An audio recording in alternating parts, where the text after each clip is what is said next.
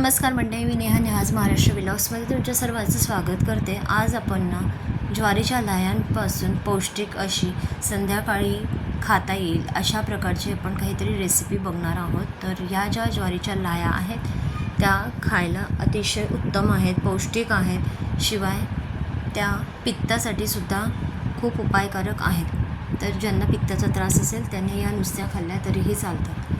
तर जास्त वेळ न घालवता आपण रेसिपीला सुरुवात करूया। तर सर्वात पहिले या ज्वारीच्या लाह्या घेतलेल्या आहेत, त्या स्वच्छ निवडून घेतलेल्या आहेत आपण। तर या कुठल्याही किराणा दुकान किंवा फरसाण दुकानात अवेलेबल होतात इझिली। त्यानंतर कढीपत्ता स्वच्छ धुवून पुसून घेतलेला आहे कोरड्या कपड्याने, आणि मोहरी, जिरं, शेंगदाणे घेतलेले आहेत थोडेसे।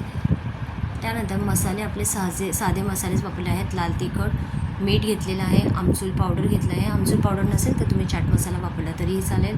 थोडासा किंचित हिंग आणि हळद आपल्याला इथे घ्यायची आहे। हे बेसिक मसाले आहेत। तर त्याच्यात आपण कढईमध्ये फोडणी घालून घेऊयात। तर कढईमध्ये तेल टाकून घेतलं।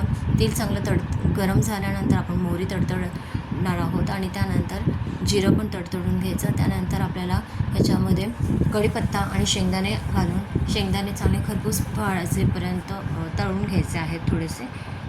त्यानंतर आपल्याला सर्व मसाले ह्याच्यामध्ये ॲड करायचे आहे, आणि मग आपण लाह्या ह्याच्यामध्ये चांगल्या परतून घेणार आहोत। लाह्या परतायला फार तर 10 मिनटं लागतात। 10 मिनटांनी अगदी कुरकुरीत होतात या लाह्या, आणि या लाह्या खायला खूप छान लागतात। तर सर्वात शेवटी इथे ना थोडीशी आपण पिठी साखर घालणार आहोत। तर अगदी ऑप्शनल आहे, तुम्हाला घालायची असेल तर घालू शकता, नसेल घालायची तर नाही घातली तरीही चालेल। तर अशा प्रकारे हा चिवडा तुम्ही हवाबंद डब्यामध्ये हे व्यवस्थितपणे जर घालून ठेवला ना तरी व्यवस्थित राहतो, कुठेही साधळत नाही किंवा नरम पडत नाही। तर ही आजची रेसिपी तुम्हाला माझी कशी वाटली मला नक्की कमेंट करून सांगा, आणि हा चिवडा तुम्हीसुद्धा नक्की करून बघा। व्हिडिओ आवडल्यास एक लाईक करा। तोपर्यंत बाय बाय।